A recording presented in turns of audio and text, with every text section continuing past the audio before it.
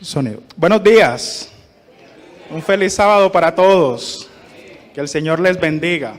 Bien, para aquellas personas que apenas vienen llegando, por aquí a mano derecha tenemos el salón de visitas, recién bautizados, personas que no se han bautizado todavía. Cualquier duda que ustedes puedan tener, allí nuestro hermano Heriberto está atento a cada uno de ustedes. Y por otro lado, ahorita como en 15 minuticos, en el salón de abajo, bajando las escaleras, el primer salón, habrá clase de jóvenes para aquellos jóvenes que nos visitan. Bien, antes de empezar el repaso de la lección, vamos a inclinar el rostro y vamos a tener una palabra de oración. Oremos.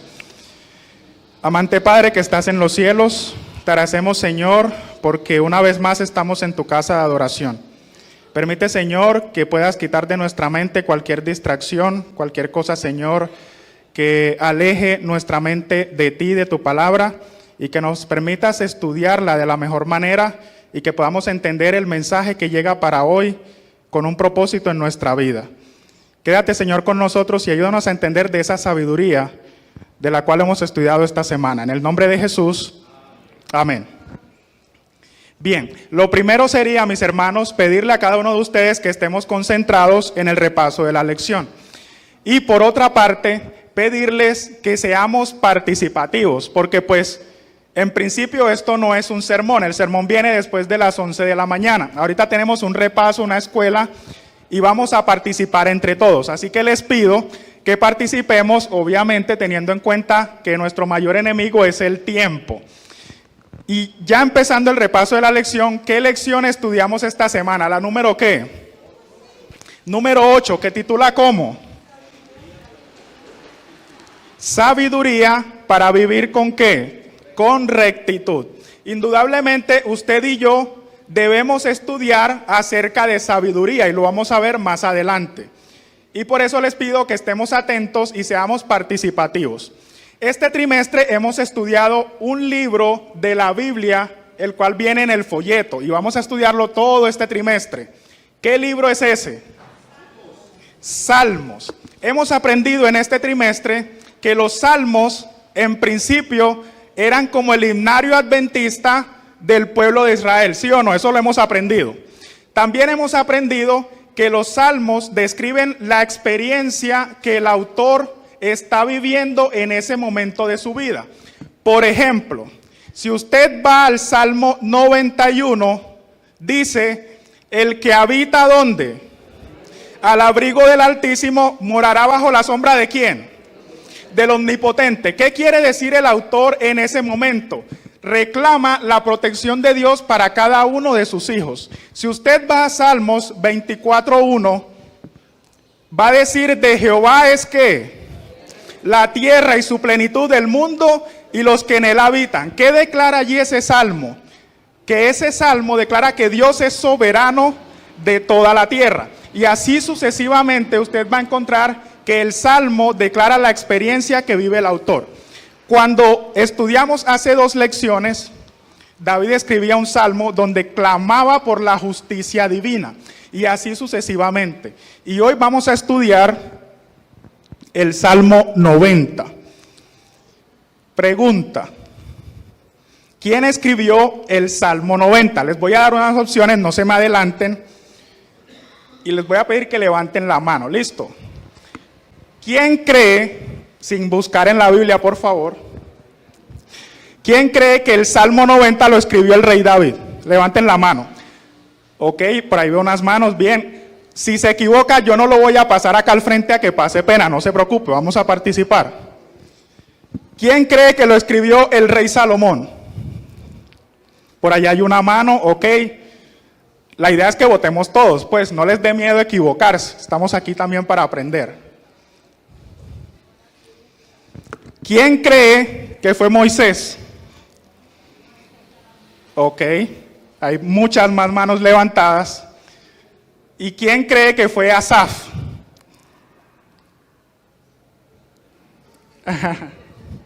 Mis hermanos, el Salmo 90 lo escribió ¿quién? Moisés. Y es interesante porque además de que Moisés escribe los primeros 5 libros de la Biblia y además el libro de Job, también escribe el Salmo 90. Y este Salmo 90 es importante que lo entendamos a la luz de la experiencia de Moisés. ¿Listo? Vamos ahí claros.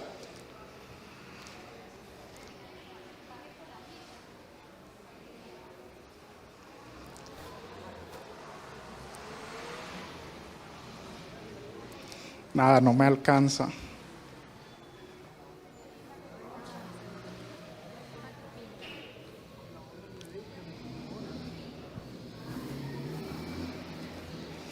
Bien, el versículo de memoria lo encontramos ¿dónde?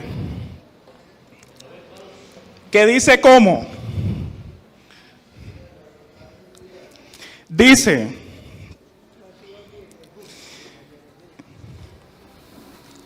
ya. Deme un momentico.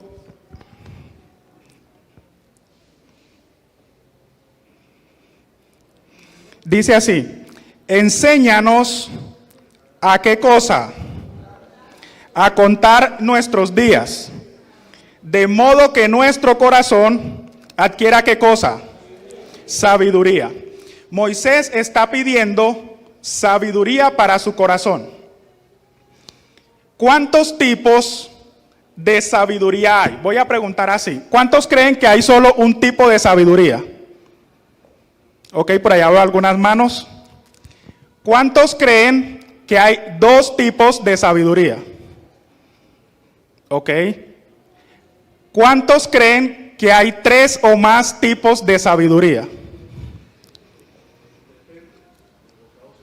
Ok, bien. Resulta que cuando estudiamos sabiduría quiere decir el grado más alto del conocimiento o del saber. Eso lo podemos encontrar en el diccionario. Sin embargo, a la luz de la Biblia, específicamente Santiago 3, hay dos tipos de sabiduría. Uno que es celestial y otro que es ¿qué? Terrenal. Y yo le pregunto ahora a mis hermanos, ¿qué diferencia hay entre la sabiduría celestial y la terrenal? Vamos a participar. ¿Quién levanta la mano por allí? Necesito mucha participación. La sabiduría celestial es la que viene del cielo, lo que Dios nos enseña. Y la terrenal es lo que será el enemigo de Dios. Ok, bien. ¿Alguien más por allí? Alonso.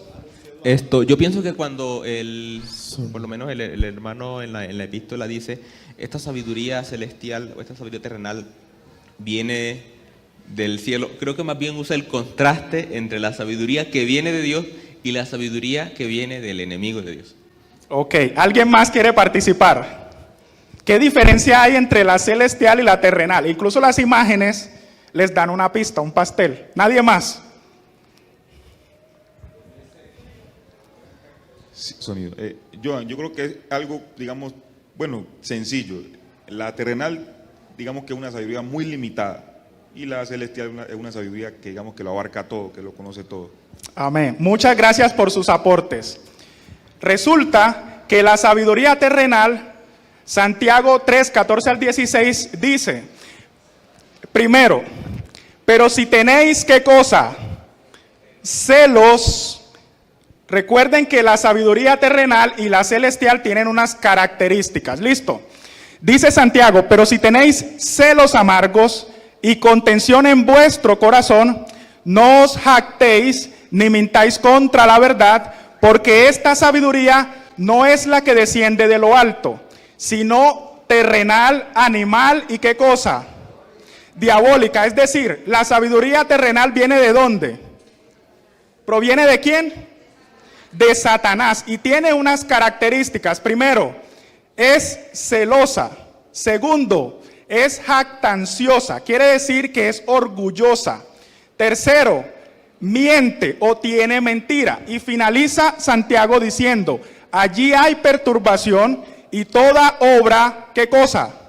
Perversa. ¿Entendemos las cualidades de la sabiduría terrenal, sí o no? ¿Proviene de quién? De Satanás, y tiene unas cualidades que encierran toda obra perversa. Cuando avanzamos en Isaías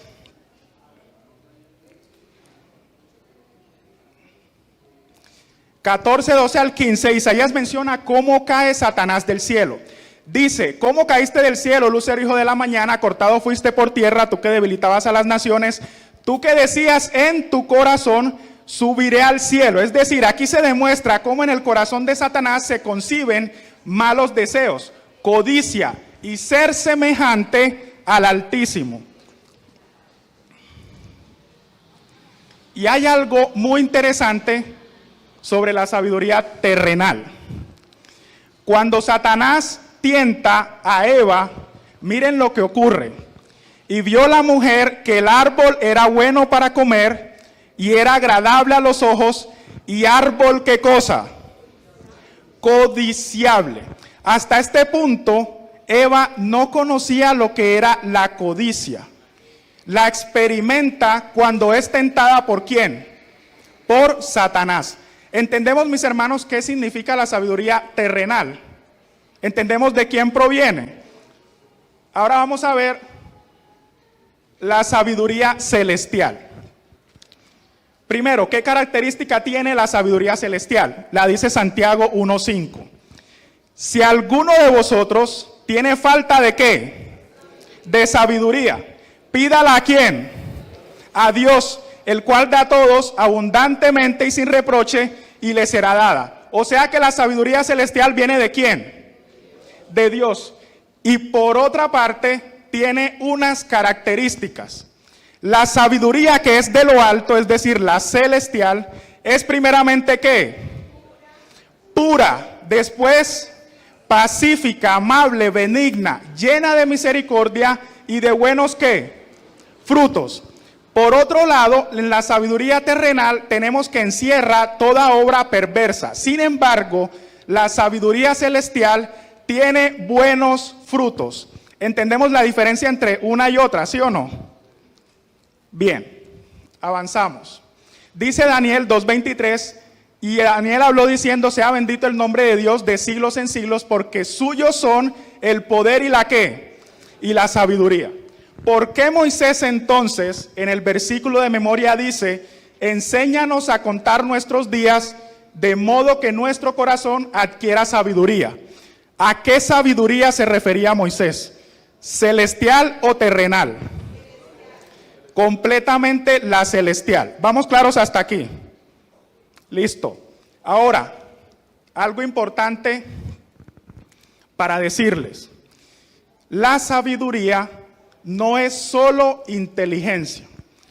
A veces entendemos o pensamos que la sabiduría se queda solo en conocimiento o solo en inteligencia. Sin embargo, recordemos que el Salmo 90 lo estamos escribiendo a la luz de la experiencia de Moisés. Y para ello vamos a ver para Moisés qué significaba también sabiduría. Vamos a leer, quien lo pueda encontrar, Deuteronomio 4:6.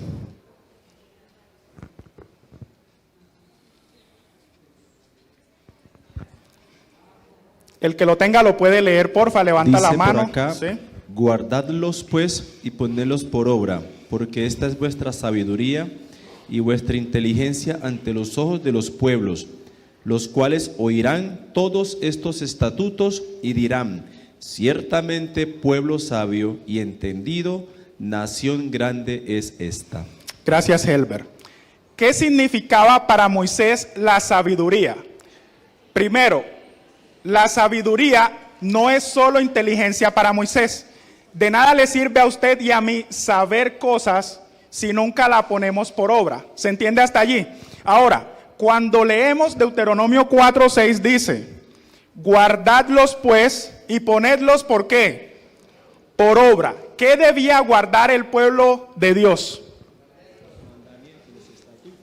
Los mandamientos y sus estatutos. Y sigue diciendo, porque esta es vuestra ¿qué? Vuestra sabiduría. Cuando Moisés pide que su corazón adquiera sabiduría, primeramente es sabiduría celestial, queda claro. Pero Moisés se refiere a que la verdadera sabiduría del ser humano consiste cuando usted y yo guardamos los estatutos y mandamientos que Dios nos ha dado. Y no solo los guardamos, sino que también los ponemos por obra. Para Moisés es importante que usted y yo no solo tengamos teoría y conocimiento, sino que también la apliquemos y la pongamos por obra. Por eso cuando dice, de modo que nuestro corazón adquiera sabiduría, se refiere, mis hermanos, a que usted y yo debemos ser obedientes a la palabra de Dios. Porque cuando usted y yo somos obedientes a la palabra de Dios, somos bendecidos. Dios no se beneficia en nada si usted le obedece o le desobedece. Pero Dios quiere hacer de usted un hijo que viva para la eternidad. La verdadera sabiduría consiste en que usted y yo seamos obedientes a Dios. ¿Vamos claros hasta aquí? Yo pregunto a mis hermanos, porque Moisés dice, enséñanos a contar nuestros días. ¿Qué significa contar nuestros días? A la luz de lo que estudiamos en la lección. Por allá mi hermanita Elena.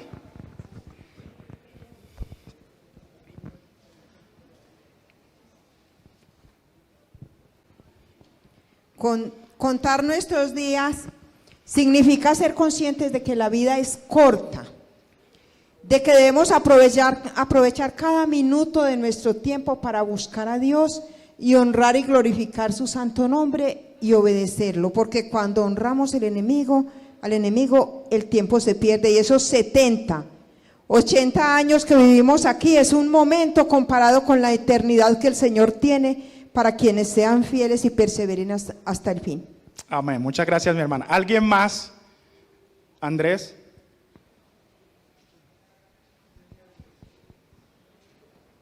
Buenas. ¿Alguien me puede prestar una Biblia? Gracias.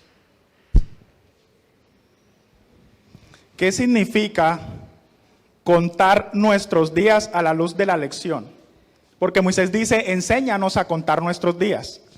¿Qué significa contar nuestros días? ¿Alguien más? ¿Quién participa? No le dé pena, no le dé miedo, levante su mano. ¿Alguien más? ¿Más nadie? Por acá mi hermanito. Hola, ¿cómo haces?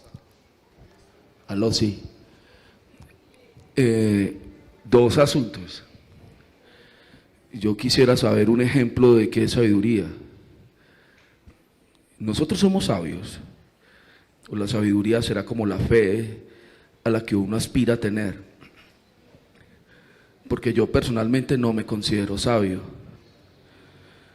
Entonces, y lo otro es, contar nuestros días sería como, bueno, sí, sería 1, 2, 3, 4, pero entonces eso significaría que ese día 1, ese día 2, no sería solamente para limitarlo a contar, sino qué estamos haciendo dentro de ese 1, dentro de ese 2, sería como eso. Ok. Bueno, con respecto a tu primera pregunta, que ya estudiamos sabiduría, Santiago 1:5 dice, el que tenga falta de sabiduría va al origen y al autor de la sabiduría, que es Cristo Jesús. Nosotros no somos sabios. Proverbios 3:7 dice, no seas sabio en tu propia opinión, sino teme a Jehová y apártate del mal. La sabiduría, la verdadera sabiduría es la celestial y su autor se encuentra en Dios. Por otro lado, contar nuestros días. ¿Alguien más tiene algo por aportar por allí? ¿Será que Moisés se refería a que yo cojo mi edad, vamos a decir que tengo 50 años, y lo multiplico por 365, y eso me da un total, y eso me dará, no sé, 20,000 días? ¿Será que Moisés se estaba refiriendo a eso con enséñanos a contar nuestros días? No, de ninguna manera. Antes de darle la respuesta, pastor, bien pueda. No, leyendo lo que dice la lección del lunes, dice, vivir con sabiduría significa tener conciencia de la fugacidad de la vida, lo que lleva a la ley y a la obediencia. Muchas gracias por su aporte. Andrés, dame un momento, cierro. Dale, ok. Pues yo vine el miércoles, se me olvidó el nombre del programa, el programa de la madre, de las Dorcas. Y eso es la respuesta. Contar nuestros días es vivir el día como si fuera el último, pa. Ok. No en malicia, Ajá. sino haciendo las cosas que le agradan a Dios y a la gente no adventista, a la gente normal. Los Listo. adventistas, ellos agradan a cada uno a su manera y ellos rinden cuentas después. Eso Ok, es gracias Andrés. Por allá mi hermanita. Buenos días. Buenos días. Nos enseñó mucho porque nos enseña sabiduría en las pruebas. Eso es lo que nosotros tenemos que tener. Sabiduría y humildad en las pruebas. Amén. Cuando el hombre peca, es echado del jardín del Edén. Y Dios pone un ángel que custodie el árbol de ¿qué? De la vida. Vamos a concentrarnos acá. Y al final del versículo, en Génesis 3:22, dice: ahora pues que no alargue su mano y tome también del árbol de la vida y coma y viva ¿para qué? Para siempre. Es decir, una vez el hombre peca y es sacado del jardín del Edén, los días del ser humano son cortados, limitados. ¿Se entiende hasta aquí? Y luego cuando avanzamos al diluvio, Génesis 6:3, dijo Jehová: no contenderá mi espíritu con el hombre para siempre, porque ciertamente él es carne. Mas serán sus días, ¿cuánto? 120 años. Es decir, ya los días del hombre eran cortados. Y antes del diluvio ahora se acortan mucho más. Y cuando vemos lo que escribe Moisés en el Salmo 90, vemos que los días del hombre incluso se acortan muchos más. Dice así: los días de nuestra edad son ¿cuántos años? 70. Estamos hablando ya de la época de Moisés, aun cuando Moisés vivió 120 años. Con todo, y en los más robustos son ¿cuánto? 80 años. Con todo, su fortaleza es molestia y trabajo, porque pronto pasan y volamos. Es decir, que usted y yo tenemos los días ¿cómo? Contados. Usted y yo tenemos el tiempo en contra. ¿Se entiende lo que quiero decir? Estoy hablando en este mundo terrenal y de pecado. Usted y yo tenemos los días contados. Y yo hice una gráfica mucho más visual de cómo se recortaron los días del ser humano. Empieza con Adán, 930 años, sigue Matusalén, 969, sigue Set con 912, Noé vivió 950 años, sigue Jared, y luego vamos a la columna que es como rosadita. Sem vivió 600 años. Ya ahí vemos cómo se va reduciendo los días del ser humano. Y sigue avanzando con Arfaxad, Reu. Miren la columna que es roja, ese es Abraham. ¿Cuántos años vivió Abraham? Si lo alcanzan a ver. 175.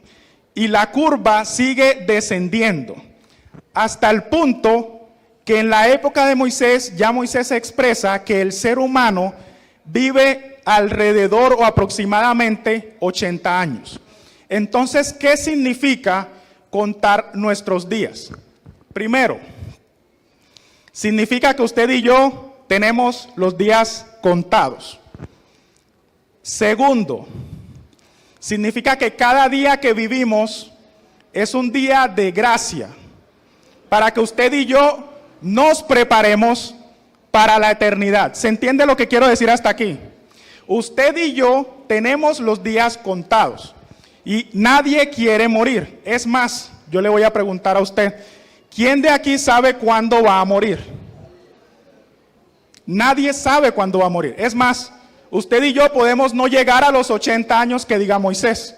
Por eso es importante que usted y yo contemos nuestros días. Como dijo Andrés, hacer como si cada día fuera el último. ¿Se entiende hasta aquí lo que quería decir Moisés? Ahora, ¿por qué es importante, mis hermanos? Primero, porque es un tema de eternidad. Cada momento está cargado de consecuencias eternas. Y usted dirá, pero ¿cómo así? Miren, cada cosa que usted haga hoy, no estoy hablando ya de ayer porque el ayer ya pasó, lo que usted piense hoy, lo que usted decida hoy, este puede ser su último día en esta tierra, y lo que usted decidió puede ser para salvación o para ¿qué? Para condenación. ¿Se entiende aquí lo que quiero decir? ¿Por qué es también importante? Porque el tiempo, mis hermanos, es un talento que Dios nos ha dado.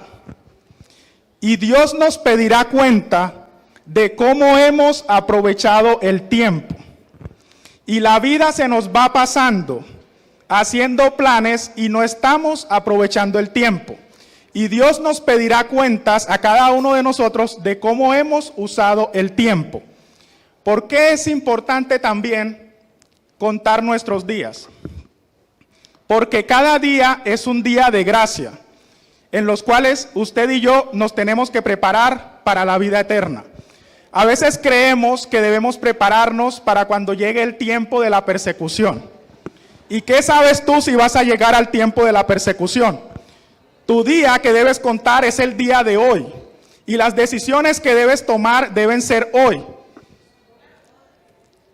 Los días deben ser también un tema de preparación. Es ahora cuando debemos prepararnos para la vida futura e inmortal. Y lo otro es que tenemos que vivir para Dios. A veces nosotros decimos, mi vida es mía y yo hago con ella lo que me dé. Usted completa la frase, ¿sí o no? Usted lo ha escuchado, incluso hasta lo podrá haber dicho. O usted puede decir, mi tiempo es mío, que nadie se meta en lo que yo hago en mi tiempo. Pero mis hermanos, cuando usted estudia la Biblia, usted se da cuenta que nuestro tiempo no pertenece a nosotros, sino que pertenece ¿a quién? A Dios. Y usted y yo debemos aprovechar cada momento para trabajar para la gloria de Dios. Usted y yo hemos recibido una luz que debemos compartirla a las demás personas. ¿Y en qué estamos aprovechando el tiempo? Por eso cuando Moisés dice, enséñanos a contar nuestros días, de modo que nuestro corazón adquiera sabiduría, lo que Moisés quiere decir es, ayúdanos Señor a vivir cada día conforme a tu voluntad.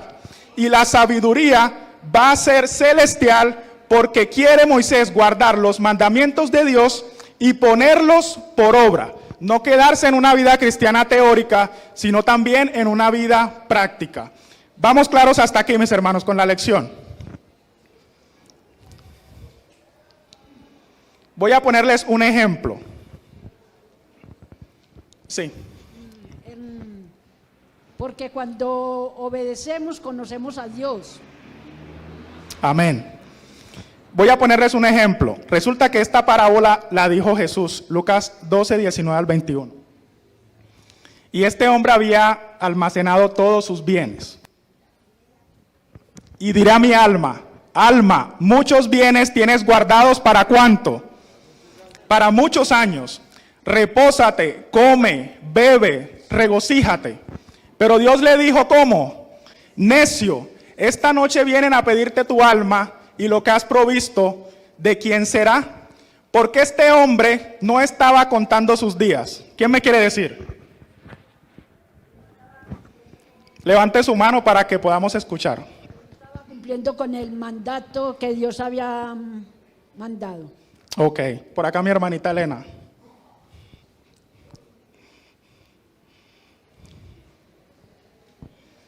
Porque las prioridades en la vida de este hombre estaban puestas en lo que se va a quemar cuando Jesús destruya todo en el juicio. No miraba a lo eterno, sino a lo temporal. Y su corazón estaba colocado en sus riquezas. No es el dinero un gran mal, sino tener el dinero como un ídolo, como un Dios, por encima de la preparación para la vida eterna. Okay. Mis hermanos, este hombre... Mi hermanita por allá, ok.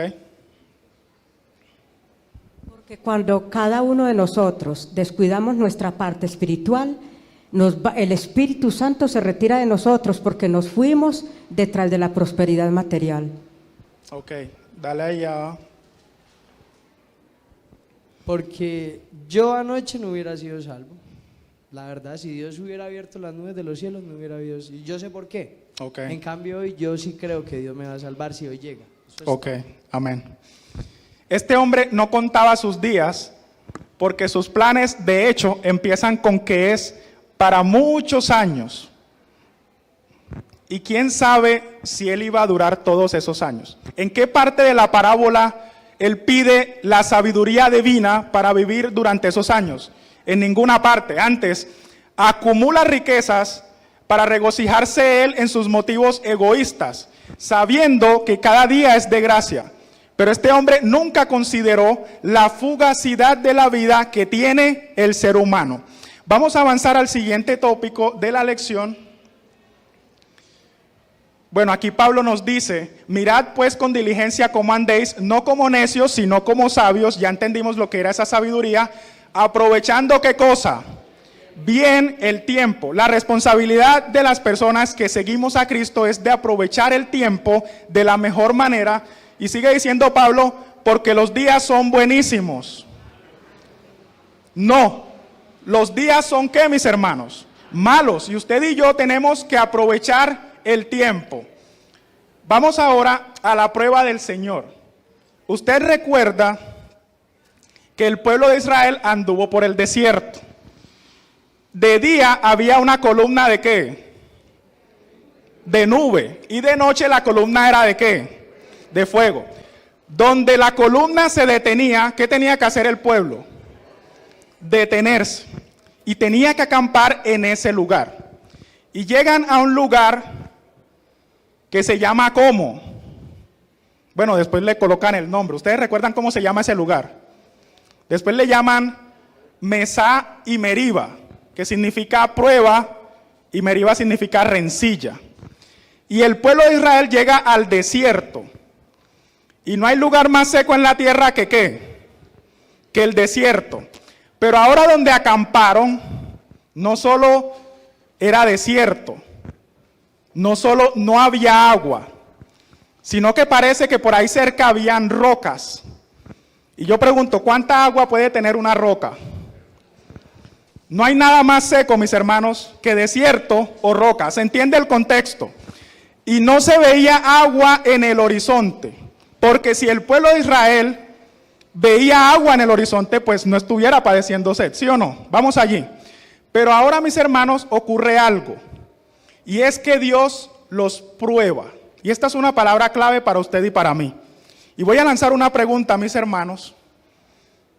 ¿Cuál es la diferencia entre tentación y prueba? Y vamos a participar. Por allá atrás, Hernán, ahí, por allá. Piense bien la pregunta. Bueno, la palabra prueba significa que te entrambales a uno. Todo lo que venga es una prueba que le das a uno. Y la tentación es uno, el que prueba, se pone a hacer lo malo, ahí está la prueba de uno. Así como Elías, porque hay muchas pruebas, así es preparado nosotros también. Ok. ¿Alguien más por allí? ¿Cuál es la diferencia? Da un momentico para que participemos varios. Entre tentación y prueba. Buen día, ¿cómo estás? Feliz sábado, hermanos, qué pena. Justamente hoy vi esto y esta... qué pena, ¿cómo está? Justamente vi esto y va con eso. La diferencia es la fe. La fe es la parte de la prueba, sabiendo que, dice así, hermanos míos, tened por sumo gozo cuando hayáis en diversas pruebas, sabiendo que la prueba es la vuestra fe que produce paciencia. Es la fe y la tentación es lo otro, es la diferencia. Ok, gracias por el aporte, mi hermano. Por allá, Hernán, ahí atrásito. Que la prueba viene de Dios y la tentación viene de Satanás. Maravilloso aporte. Por aquí, Andrés, esa era. Mis hermanos, bueno, ahí venía la pista, sino que no se las quería dar en principio para no sesgar la respuesta. Cuando se habla de tentación, son acciones que normalmente se le atribuyen ¿a quién? A Satanás. El hombre es tentado en el jardín del Edén. ¿Quién lo hace? Satanás. Jesús es tentado ¿dónde? En el desierto. ¿Quién realiza esa acción? Satanás. Cuando se habla de tentación, mis hermanos, son acciones que se atribuyen a Satanás. Pero cuando se habla de prueba, son acciones que vienen ¿de quién? De Dios. Yo no sé si ustedes recuerdan, hace no sé si 2 trimestres, se hablaba sobre el crisol. Y es necesario que el crisol pase ¿por qué? Por fuego, de modo que pueda ser ¿qué? Probado o purificado. ¿Estamos claros hasta allí? Ahora, vamos a ver la diferencia entre tentación y prueba. Me disculpan que la letra de pronto sea pequeña. Dice, la prueba viene de Dios, en cambio la tentación viene ¿de quién? De Satanás.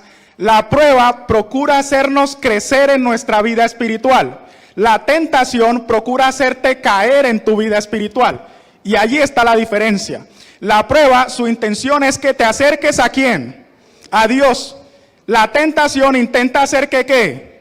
Que te alejes de Dios. Ustedes deben tener en cuenta la tentación que pasó Eva, donde Satanás hizo que Eva se alejara de los mandatos de Dios.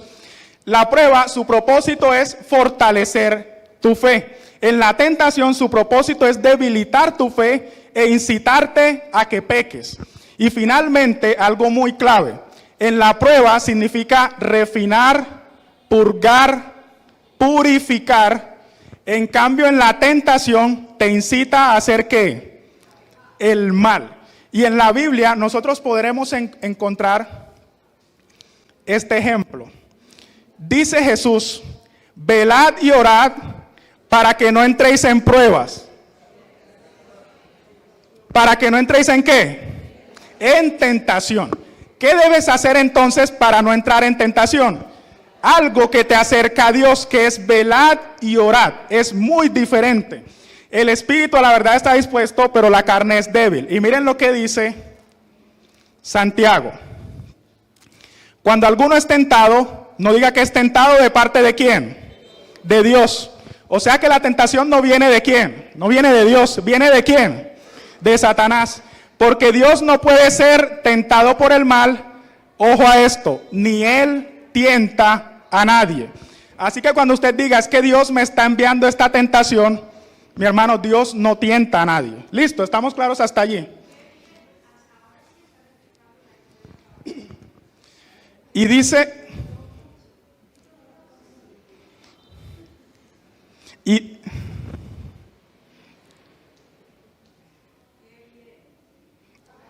ok.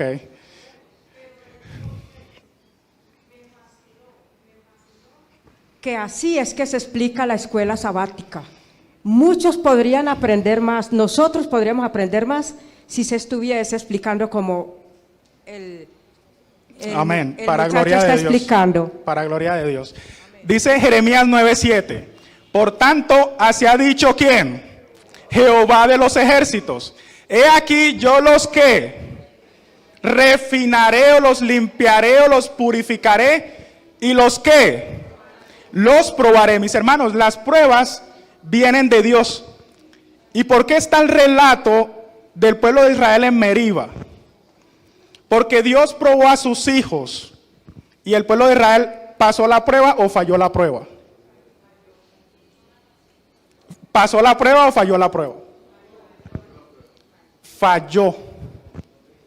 ¿Por qué se escribió esto entonces en la Biblia? ¿Por qué está eso ahí? Porque mis hermanos, miren, allá mi hermanito. Uno siempre debe estar preparado para que le llegue a uno.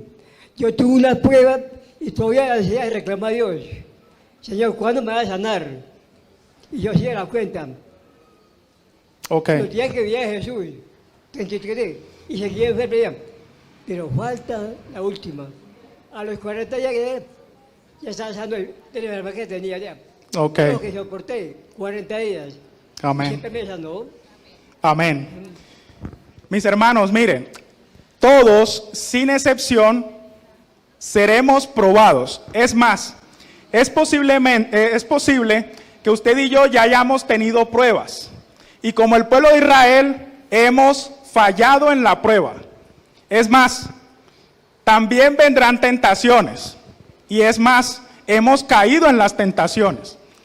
Pero la idea es que Dios nos enseña a contar nuestros días, porque entre tanto que usted y yo tengamos vida, y hoy estamos aquí, tenemos oportunidad de hacer las cosas correctamente.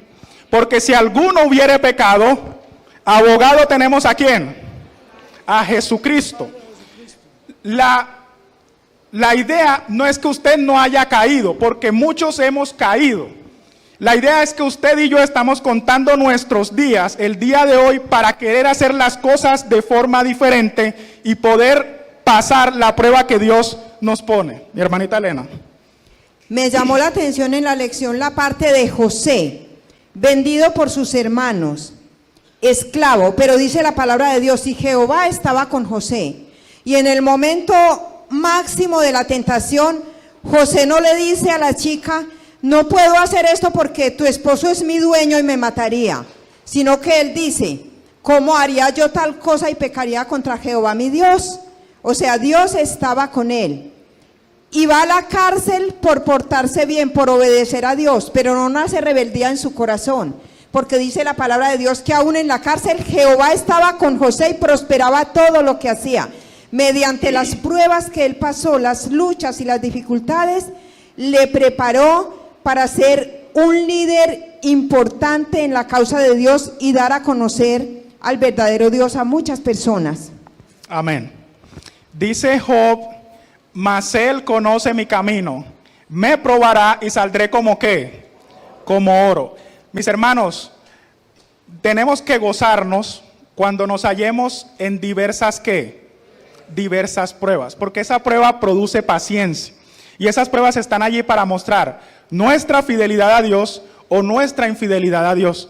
Depende de cómo nosotros afrontemos esa prueba, si queremos acercarnos a Dios o alejarnos de Dios.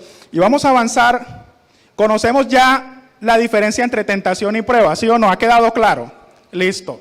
Bendiciones de una vida recta. Ya se nos ha ido el tiempo. Y miren lo que dice Salmo 128:1. Bienaventurado todo aquel que ¿qué? Que teme a Jehová. ¿A qué se refiere con teme a Jehová?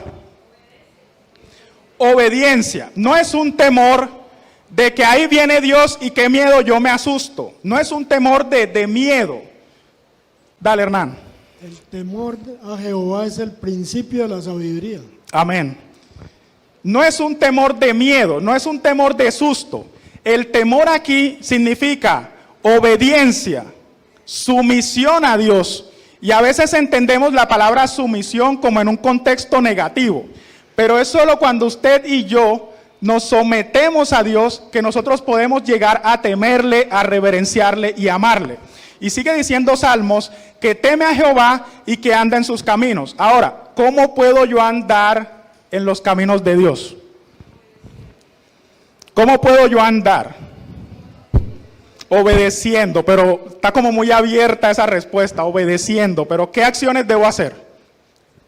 Hermano, oiga, vea, en la palabra dice, en el evento del último día, que debemos andar todo el día como anduvo Enoc con Dios. Caminó 3 y yo se lo llevo ayer. Andemos, no saben como anduvo Enoc. Amén. Espera un momentico, mi hermanita.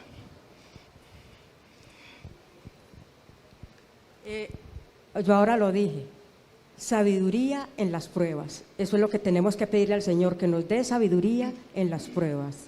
Y lo leímos en Deuteronomio 4:6, que había que guardar algo y ponerlo por obra. ¿Qué era eso que debíamos guardar y poner por obra? Sus decretos y sus ¿qué? Y sus mandamientos. Y miren lo que dice Salmo 112:1. Bienaventurado el hombre que teme a Jehová, ya entendemos que es temer. Y en sus ¿qué? En sus mandamientos ¿se qué? Se deleita. Y miren aquí, mis hermanos, primero es temer a Dios y luego guardar ¿qué cosa? Sus mandamientos. El problema es que nosotros lo hacemos al revés. Creemos que con guardar los mandamientos estamos amando a Dios o temiendo a Dios. Y mis hermanos, guardar los mandamientos viene como consecuencia de mi relación y comunión con Dios. Pero a veces estamos no matarás, no robarás, y lo vemos como un montón de restricciones. Pero ¿cómo vas a amar a Dios cuando ves la ley de Dios como restricción?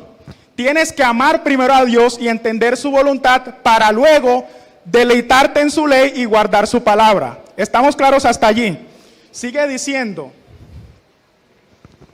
bienaventurado el varón que no anduvo en consejo de malos, ni estuvo en camino de pecadores, ni en silla de escarnecedores se ha sentado, sino que ¿dónde, mis hermanos? En la ley de Jehová está su ¿qué? Su delicia. Pero ¿cómo hago yo para que los mandamientos en mi vida sean una delicia y no una restricción? Mi hermanita Elena. El paso 1 es la oración. Reconocer mi incapacidad.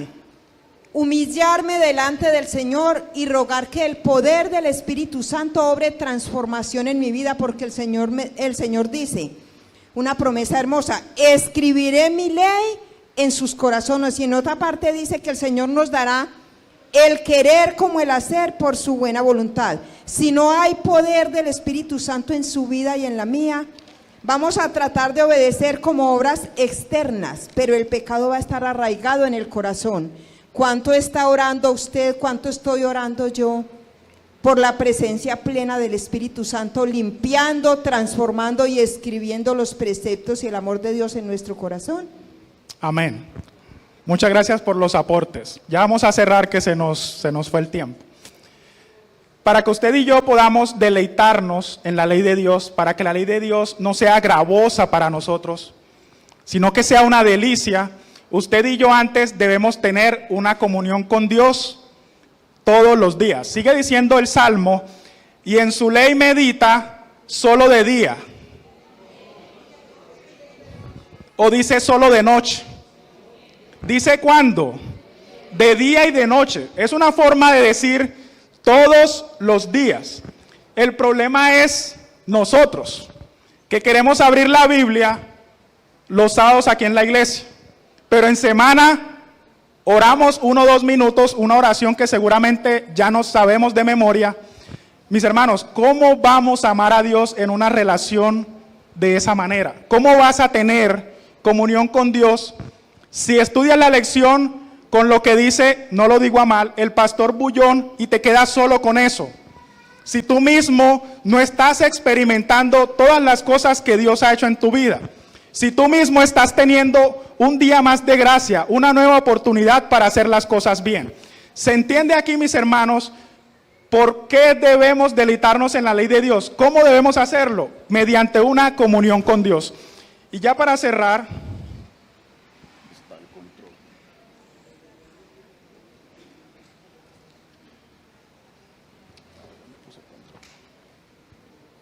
vamos a leer, para finalizar, Deuteronomio 30, 19 al 20. Vamos a leerlo juntos.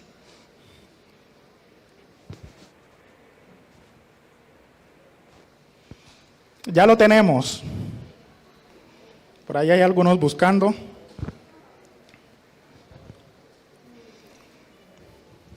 Dice así: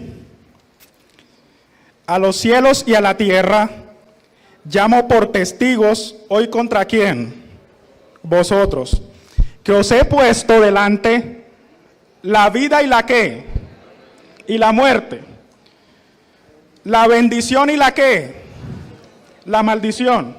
Escoge pues qué cosa, la vida, para que vivas quién, tú y tu descendencia. Alto allí, porque usted y yo tenemos días limitados, lo estudiamos. Pero Dios me está diciendo que si escojo la vida, viviré yo y mi descendencia. Y esa vida no solo es aquí en la tierra, sino ¿dónde, mis hermanos? En la patria celestial. O sea, usted y yo debemos tomar decisiones hoy para la eternidad. Porque si usted y yo escogemos vida, viviremos nosotros y nuestra descendencia, no aquí en la tierra, porque esto es temporal, sino ¿dónde, mis hermanos? En el reino de los cielos. Y dice el versículo 20, amando ¿a quién? A Jehová tu Dios, atendiendo a su voz y siguiéndole a Él, porque Él es ¿qué cosa, mis hermanos? Vida para ti y prolongación de tus días. Nosotros tenemos tiempo limitado, pero Dios nos quiere dar vida. Y no se refiere a vida aquí en la tierra, sino vida eterna. Mis hermanos, ¿ha quedado clara la lección? ¿Ha quedado claro cuando Moisés dice, enséñanos a contar nuestros días de modo que nuestro corazón adquiera qué cosa? Sabiduría. ¿Entendemos la diferencia entre prueba y tentación, sí o no? ¿Entendemos cuál es la sabiduría celestial y la terrenal? Y entendemos que tenemos días contados y que cada día debe ser para gloria de Dios y que aprovechemos el tiempo. Hermanos, que Dios les bendiga. Vamos a tener una palabra de oración. Inclinemos el rostro y vamos a orar. Amante Padre que estás en los cielos, te agradecemos, Señor, por haber estudiado la lección de esta semana, la cual titulaba Sabiduría para vivir con rectitud. Tú quieres, Señor, que tengamos sabiduría, pero no en términos de conocimiento solamente, sino en términos, Señor, de hacer tu voluntad, de guardar tus mandamientos y de ponerlos por obra. Pero te pedimos, Padre, que nos ayudes a tener una comunión contigo de día y de noche, constantemente, Padre, y de esa manera nosotros podemos deleitarnos en tu ley. Ayúdanos, Señor, a que nuestra vida pueda ser una vida recta, sin tacha, sin mancha delante de ti. Y para aquellos que hemos tropezado, que hemos caído, hoy queremos, Señor, decirte que queremos hacer las cosas de la mejor manera, no mediante nuestras fuerzas, sino en las fuerzas de Cristo Jesús. En el nombre de Jesús, amén. Que Dios les bendiga.